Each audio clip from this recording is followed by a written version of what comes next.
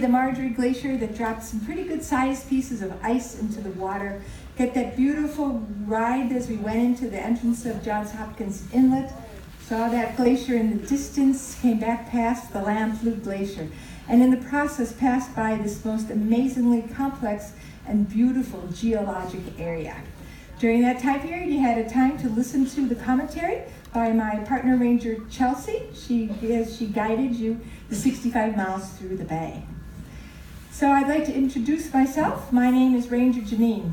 This is my 19th season working here in Glacier Bay National Park. But I came to Glacier Bay first, not as a park ranger. I first came here to do a kayak trip. And basically, how many of you would like to do a kayak trip where you had everything you needed put into a 17-foot boat and took 2 weeks to do the trip we did today and back? How many of you? All right, good. Because when I first was in Alaska, I was a teacher. So how many of you are teachers or former teachers?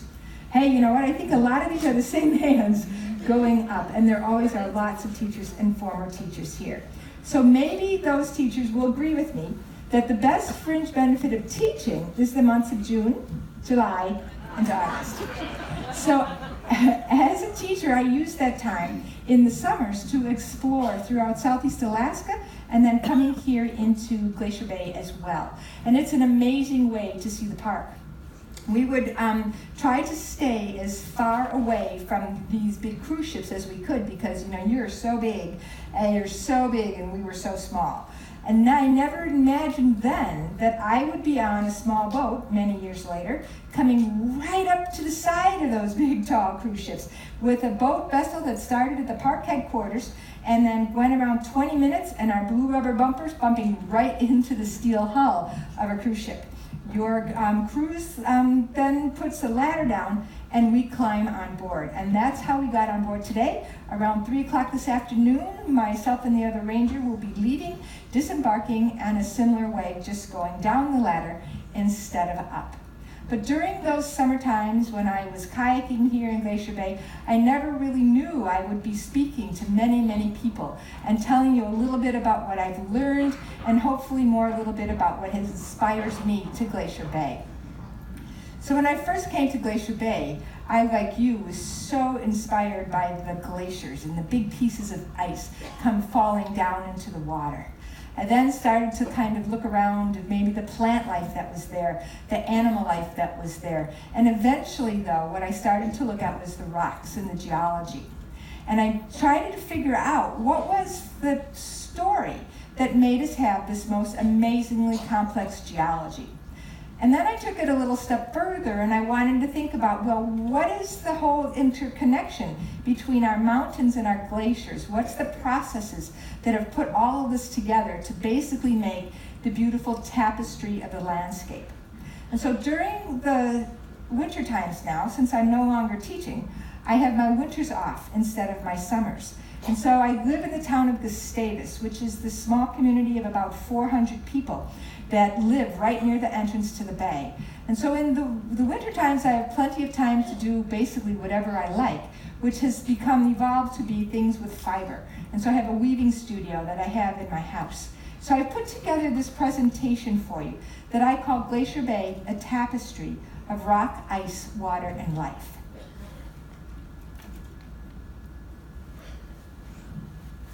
So here we go. Believe me, trust me, kayaking is an amazing way to see Glacier Bay. You would have everything you needed with you in those kayaks. You'd have your tent. You'd have a very good rain gear. You'd have all your food tucked into these canisters. We call them bear cans. And you put your food in them to keep your food from becoming bear food. You would have everything you needed. You'd be moving your arms and you'd just be gliding across the water, seemingly effortlessly. If you were like me, your head would be going around in 360 degrees, looking at everything around you. And so you start to take a look at the wildlife, and it's always amazing to realize that the bears are walking there right along the corridors. You end up seeing glaciers and waterfalls, finding birds and the flowers that grow. But I do realize as I take pictures, and the ones that speak to me, the ones that I like the most, have something that ties them all together, that weaves the threads together. and you might have guessed that those are the rocks that are there in the background. To you, they seem like the background. To me, sometimes they're actually what I'm focusing on. And then it's, oh my, there's a bird there. So, I mean, just take a look at this. This is the geology of Glacier Bay. Who couldn't be just enthralled with this and see the complexity and wonder, how do we get to have something that is this amazingly complex? So I'm not the only one here who is really interested in the geology. I'd like you to introduce you to my little friend. His name is Keenan. Now, I met Keenan a couple summers ago. Well, he and his mom were on this extended camping trip. They'd come from British Columbia, and they were camping in our campground. So if you came to Glacier Bay and you came through my town of Gustavus, incidentally, Alaska Airlines flies there in the summertime, and there's a lodge where you could stay. There's a day boat that comes up to see the glaciers. You might have seen this catamaran today. Anyone notice it by the glacier? And excellent, yes. And also there by Johns Hopkins Inlet when we turn, the catamaran. So that vessel comes into Glacier Bay every day and then goes back to the lodge. And it puts kayaks on its bow and drops kayakers off in 2 different places, and then you have to be prepared to stay out there in the wilderness. So Keenan had come with his mom to camp, and they were camped in the campground at Bottle Cove. And so he was so excited to see me, a park ranger, in my hat and everything. He wanted to show me his treasures. So he reaches into his pocket and he pulls them out, and in his hand he has some rocks. Basically, and he looks at them and he says to me, "You guys got the coolest rocks here." And I said, "You know what, kid, you're right, we do." And so I think that if you had some time to spend looking around at our rocks, maybe you too would agree we got the coolest rocks here. So I dedicate my presentation to Keenan and all the Keenans of the world who are all excited about finding the wonder of this place we know as Glacier Bay National Park. So here is Glacier Bay as it looks from the satellite. To me, it does look like a tapestry of different colors and textures. It's a tapestry that has been woven over this vast, long period of geologic time. It has been altered, it has been felted, it's been ripped apart, and has been put back together again as a result of geologic time and movement. It's a result of dynamic processes, some of which are amazingly ancient, and some we will see are contemporary. So you heard about John Muir, who came to Glacier Bay in 1879. Well, 10 years before John Muir came here, he sat in his beloved Yosemite Valley and he wrote something in his journal that I think really describes Glacier Bay. And it talks a little bit about why this place is so complex. He said, and you might know this, he said, if you try to pick out any one thing in nature, you find that it is bound by 1,000 invisible strands which cannot be broken to everything else in the universe. I think that really adequately describes Glacier Bay's complexity. And so here we have the tapestry. We have that it's made of the mountains, the rock, the glacier ice, the ocean water, and then the life that gets embroidered on the landscape after the glaciers have scraped and scoured it. Time comes and this beautiful embroidery of colors comes back, life coming back to the land. Our tapestry has basically been felted and folded.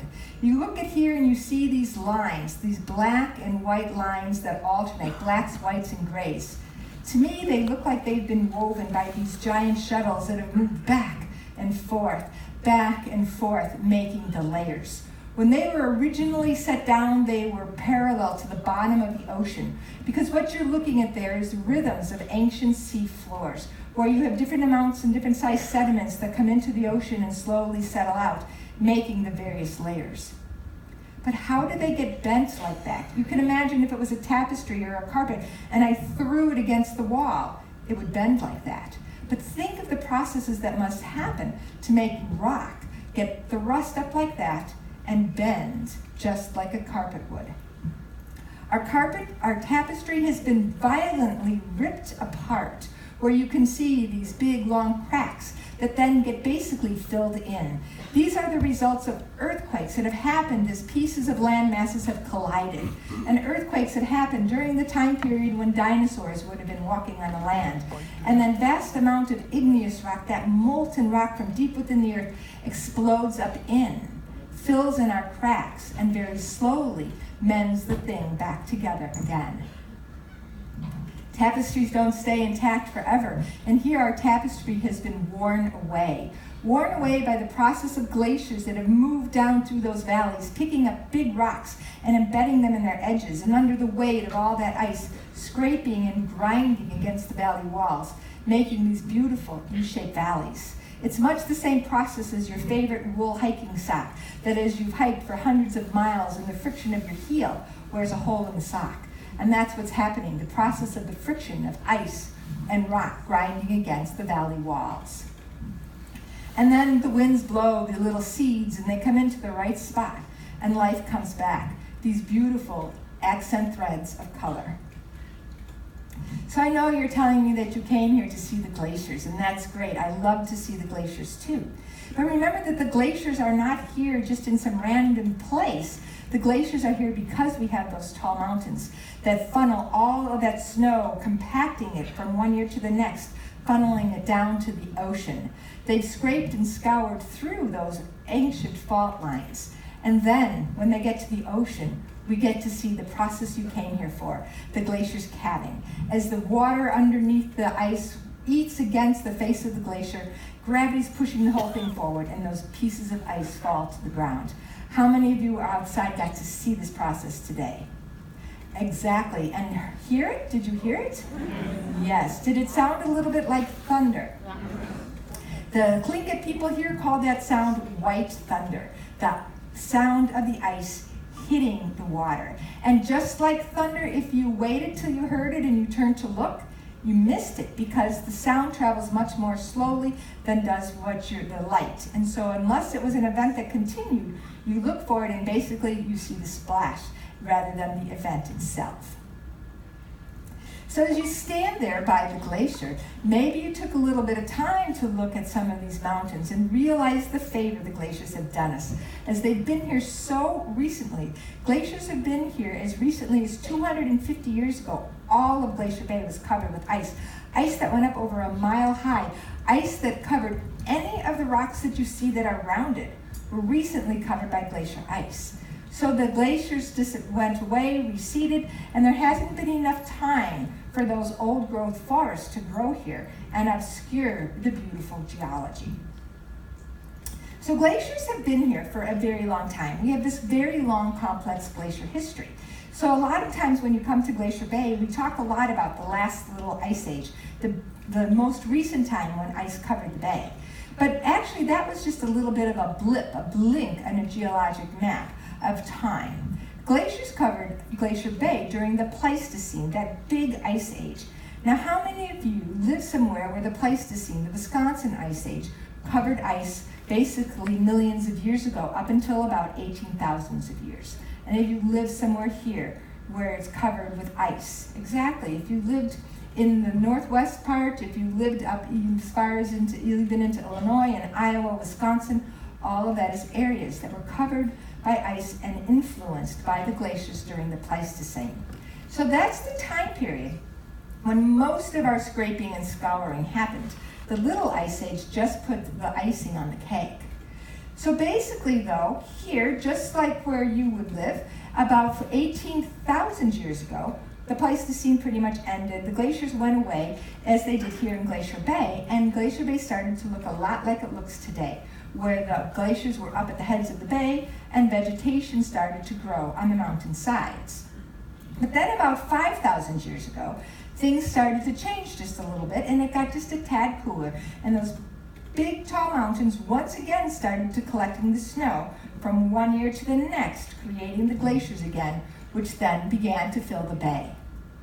And so by about 1,500 years ago, the ice came down about this far. So that island that you see at the edge of the ice is an island called Willoughby Island, and we'll be passing by there around 2:30 this afternoon.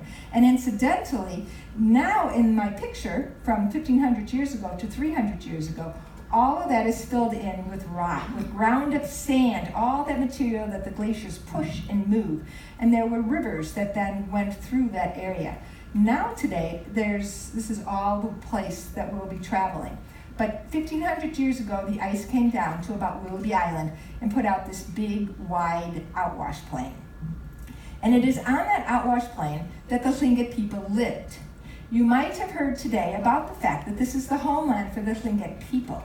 And so you might think, well, how did people live here if it was covered with ice so recently? Well, they lived here in these time periods between the glaciers, when the glacier sat 2/3 of the way down the bay, making that big outwash plain. It would have been a wonderful place to live. There would have been lots of food resources available to them. They were sheltered from the winds by the big mountains. They called the glacier at the head of their bay the Little Dirty Glacier, and the place where they lived, the land at the glacial silt. So by calling it the Little Dirty Glacier, it gets a picture in my mind of a glacier you saw today. Which of the glaciers that you saw today do you think we could maybe call the Little Dirty Glacier?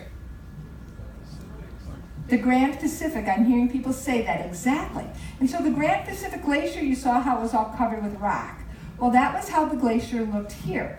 And then at the height of the last little ice age, during the same time period when it got cooler in Europe, where they talk about being able to ice skate on the rivers, during the time period when George Washington was very cold in Valley Forge during the Revolutionary War and could walk across the Potomac River, it doesn't get that cold now. The same is here. So this is the same time period we're talking about. This glacier started to move. And it moved all the way down to the entrance of the bay where you were this morning at 5:30 and where you will be around 4 o'clock as it poked its foot out into what we now call Icy Strait. The brown that's at the very end of that represents the rock. All of that rock that was there, the ground up sand and silt, that where the Tlingit people lived, got pushed in a bulldozer and conveyor belt fashion, which incidentally allowed the glacier to move very rapidly. Because that sand, that rock, played a good role to the glacier by being a buffer. So as now the ice is moving through, it's got rock in front of it rather than ocean right in front of it. So it's able to move very quickly. But once it got into this deep water, then the ocean currents washed away that protective rock, that protective buffer. And then the glacier was doomed. It was doomed to unravel, like I took a thread from my sweater and I pulled on it, and it unraveled it all the way to the top of my shoulder. And it went back to the end of the bay. And here we can see the progression as the glacier quickly receded.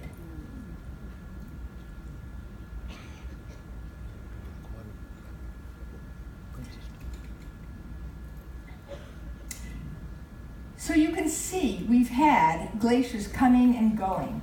Glacier Bay has a complex history of glaciers, and you're going to find out that it's related to a variety of factors. And so Glacier Bay had the glaciers spilled during the Pleistocene. It had the glaciers spilling this area during the last little ice age, and then the glaciers have receded. Glaciers are able to advance and recede based on two different processes. One has to do with the climate, and one has to do with basically the glacier mechanics. And one of the things to keep in mind is the rock, because the rock plays a big part of the glacier mechanics. In order to the glacier to move through the ocean, it needs to have that buffer of rock. When the glacier got out into Glacier Bay, into the entrance of Glacier Bay, it lost the rock and started to recede before the end of the last little ice age. It did not recede because the climate changed. It receded because it lost that ice protection. And so here we have these big mountains, and now we've got mountains and glaciers. We've talked about how glaciers are formed in those big mountains where the snow falls, and it doesn't melt, not even in the summertime, a very critical part. The snow falls, lands, gets compressed, and makes the glaciers, and then the gravity pulls it down. So that's why we have glaciers here, because we're in these northern latitudes, we've got these tall coastal mountains. But the question is, why do we have mountains here? Well, we have mountains here in Glacier Bay, just like there are mountains throughout the world.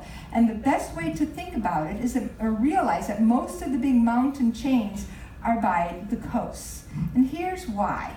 It has something to do with this theory we call plate tectonics. And plate tectonics basically helps us to understand why the Earth is the way it is today. The Earth is made up of these various plates. Some of them are continental plates, some of them are ocean plates, and they move around over time. This is how they just happen to be arranged while we are here on this Earth. But this is how they were arranged 430 million years ago. Some of you who stopped by the desk today got a chance to hold a rock that I had that had fossils in it. The fossils came from rocks and material that's made in the Alexander terrain, where I've got that yellow shape. So that is where our oldest rocks started out, down near the tropics. And then these things have been moving around over geologic time. So watch as these continents and the oceans move and dance. Where they collide together, the biggest mountains are formed. Alaska's not there yet. We get the Pleistocene, the Ice Age, and then back to today. We can see as we look at that map on the west coast of the United States how the mountains are there on the edges. And that is because it's of collisions between these plates that are continental plates and plates that are ocean plates. So how does this really go and describe Alaska and Glacier Bay? So the world is made up of these various plates, but there's also tiny little ones that we would call rock packages. We call them terrains, and they move around as well. Alaska is the biggest tapestry there is. Each one of those different colors is a different rock package that has come from somewhere else, having its own history of its origin, its movement, and its collision. So all of this that I've covered is not part of North America.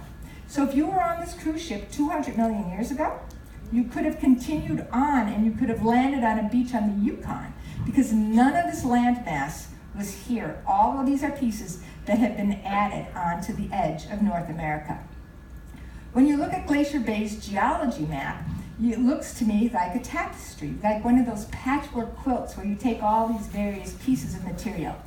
To a geologist, each one of those different colors is a different rock type and age. And so you can see what a major mess it is. And before people understood plate tectonics, they had no way to explain why we had such ridiculously complex geology here. So you can see the route that we traveled.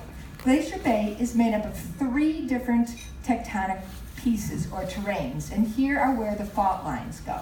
They follow the glaciers in both of those areas. Let's look at the map that you've been given in your stateroom and see how that goes here.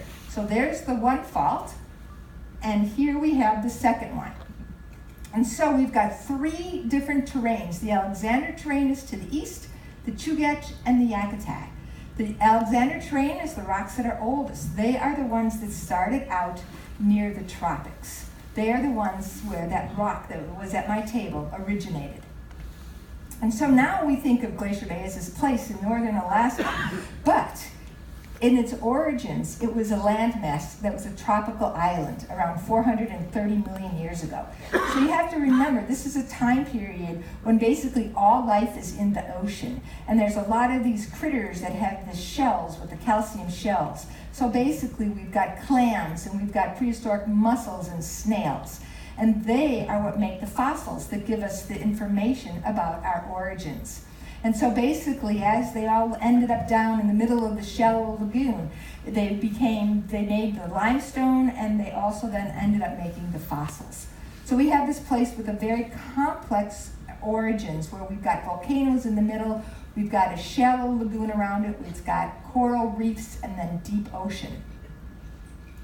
And so this is what it looks like, though, today. If you were to be climbing on there, you would look down at your feet and you'd realize that we are spun from these exotic fibers of the prehistoric clams and mussels, and maybe the ancestors of the shrimp that you find on your plate for dinner. We've also got some old seafloor bed here and some ancient volcanoes interspersed as well. So it is those fossils that tell about our origins, but it's these beautiful cracks that tell us about the movements. Again, these light lines are indications of an old seafloor bed. This one to me looks like one of those patchwork quilts, something perhaps that someone made, a woman who wanted to represent the quietness of the ocean, and maybe she used material from her favorite summer dress. She put this quilt onto multiple generations of children's beds, and the kids jumped on the beds and they had pillow fights on the beds, and it ripped apart. And then another woman needed to fix it, to repair it. And she wanted to represent that chaos of continents colliding. And so maybe she put it together using the material from her grandson's army fatigues. And so here we have these cracks that basically have the very young material in it. That's the igneous rock. That's the stuff that would have been down deep within the earth that is molten and spews up into those cracks, basically repairing the tapestry. And here we see a close-up of those rocks that have been smashed. And they've been able to have been folded and felted, because as that piece of material is moving, as you saw how it moves, that piece of tectonic terrain, and it has oceans coming in along its outside edge. And the oceans are heavy and dense, and they subduct underneath, and that creates a vast amount of heat, which basically turns our rocks almost into silly putty, allowing them to bend and fold. Remember, all this is happening deep down in the earth. It's not until later processes that's going to push it up, so we're able to see it. So here we have these ocean plates moving up against the outside edge of the Alexander terrain. So this was the outside border for basically millions of years, and 3 different oceans have come down on our western edge. And as those ocean plates move, they move sort of like a cross between a bulldozer and a conveyor belt, and they're picking up material on the ocean floor that's coming from the landmass.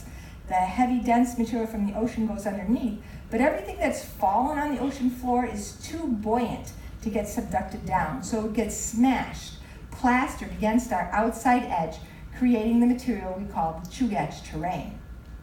As you came by the Lamplugh Glacier and saw the distant view of the Johns Hopkins Inlet, you were right there in the Tar Inlet Suture Zone, the place where the whole thing is knitted together, where some of our most amazing geology happens. And so if you looked up around you as we traveled through that area, you might be able to see some of the dark material that is the old seafloor, some of the light material that is the younger granite, and those beautiful cracks and dikes that get filled in by younger igneous material.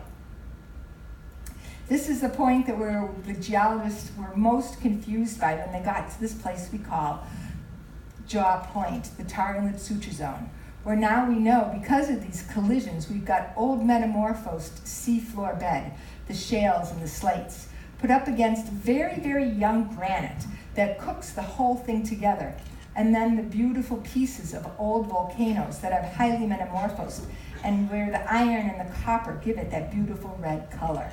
And then glaciers have scraped through, allowing us to see it.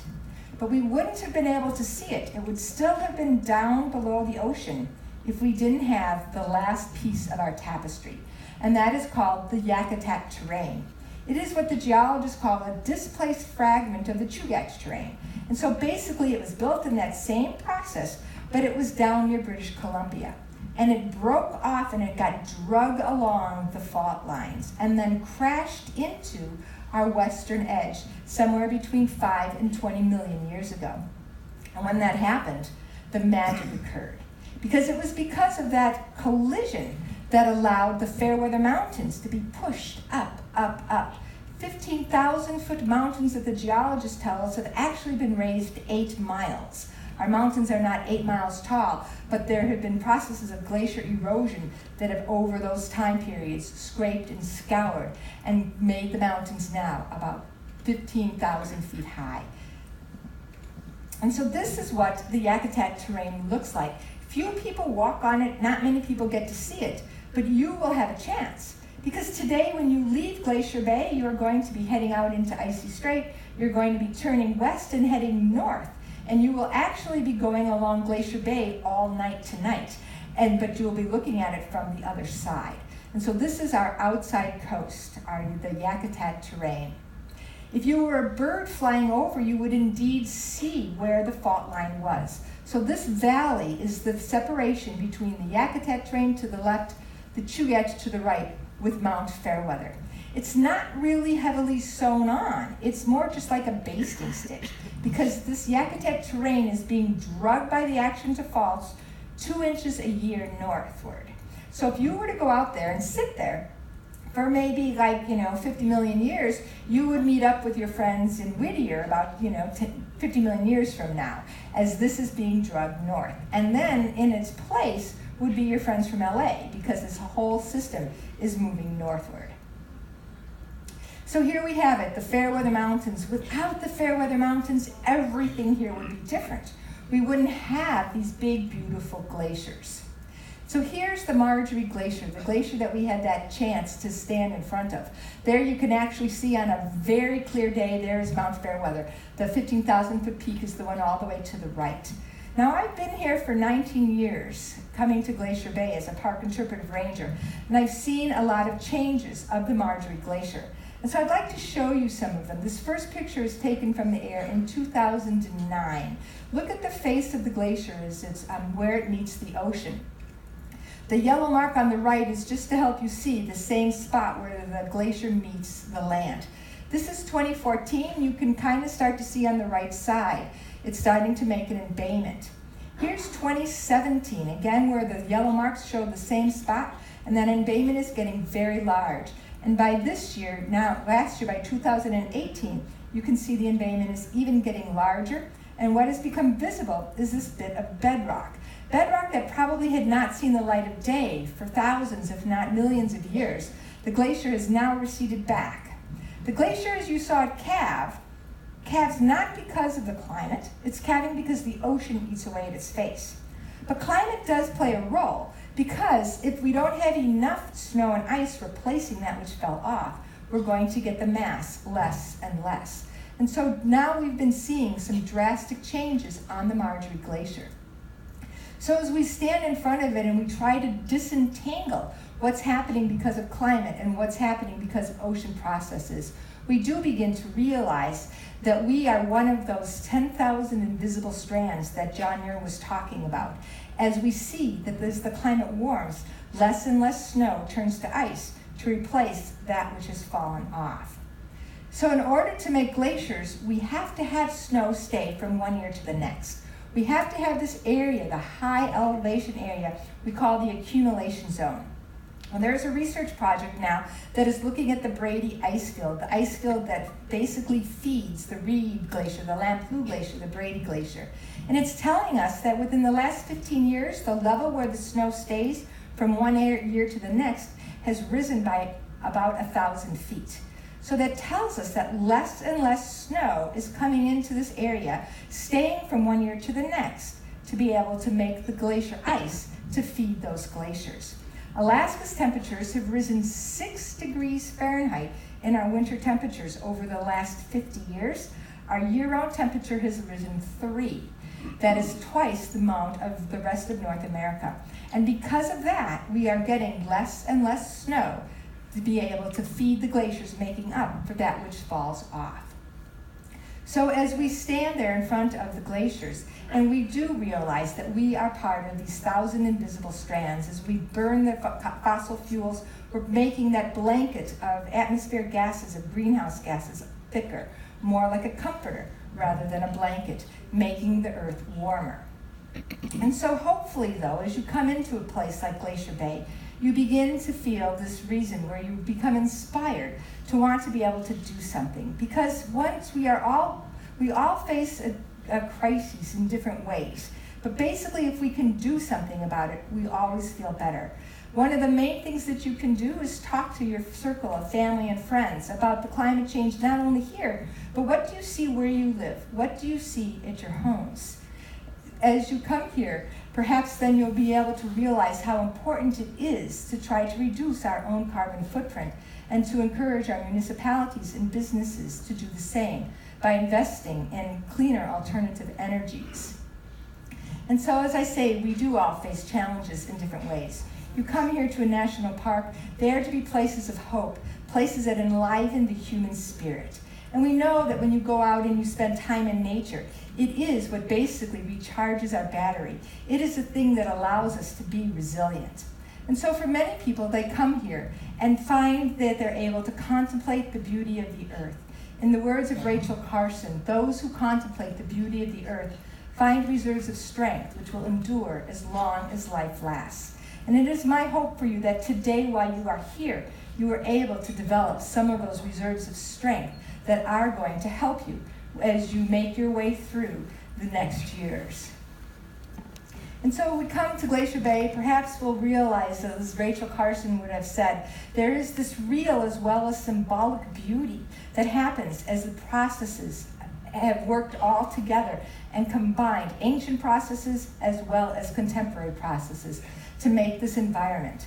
The winds start to bring these seeds down through the valleys that have been carved by the glaciers as they've traveled through those ancient faults. And life does come back to the land. Those glaciers have carved these various little bits of ledges, allowing the mountain goats that you looked for on Gloomy Knob to give birth to their young in the protected areas of these ledges. It allows the bears to use those ledges in the beach areas as corridors to travel. And so these mountains continue to collect some of the snow, turning it into glacier ice, and gravity pulling them down towards the ocean, carrying the vast amounts of rocks that get to the ocean, and friends are able, like Keenan and yourself and me, to be able to delight in finding those rocks brought down to the ocean. So as you travel on the rest of your journey through Glacier Bay today, and as you make your way north on the outside coast of Glacier Bay and the rest of your trip, I hope you spend a little bit of time at the rail of the ship and you contemplate the beauty of this world. You contemplate these intricacies of this amazing landscape that is now a tapestry that has been woven together by all these various processes. And realize that it's no matter where you travel, there's these amazing processes that have created the landscape wherever you are. In the words of one of the early geologists, beauty is that which we see. More beautiful is that which we know, and most beautiful is that which we feel. Thank you very much.